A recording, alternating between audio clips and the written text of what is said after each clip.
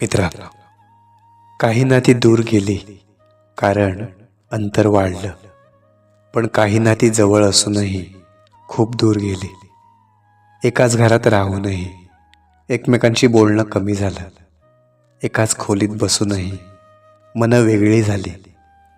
कधी काळी डोळ्यांतून समजणारी माणसं आज शब्दांनाही ओझं वाटू लागली. जवळीक होती पण आपुलकी मात्र हरवली. वेळ होता पण लक्ष नव्हतं. नात्यांमधली दरी कधीच अचानक तयार होत नाही. ती रोज थोडी थोडी वाढत जाते. नंतर बोलू या दोन शब्दांनी अनेक नाती आजपर्यंत दूर ढकलली. हसणं सुरू होतं पण ते औपचारिक झालं. काळजी होती पण ती दाखवली गेली नाही. एकमेकांसाठी उपलब्ध असणं थांबलं आणि फक्त उपस्थित असणं उरलं. जवळ असूनही दूर गेलेली नाती खूप वेदना देतात, कारण त्या तक्रारही करता येत नाही.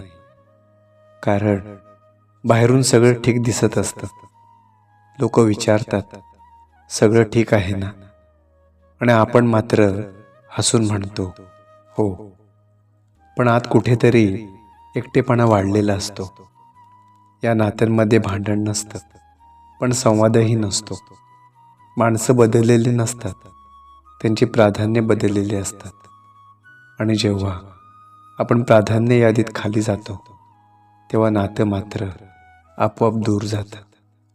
कधी कधी दोघांपैकी एक खूप प्रयत्न करत असतो आणि दुसरा फक्त सवयीने सोबत असतो.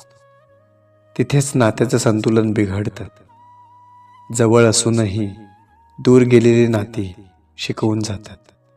नातं टिकवायला फक्त जवळीक पुरेशी नसते, तर मनाचीही जवळीक लागते.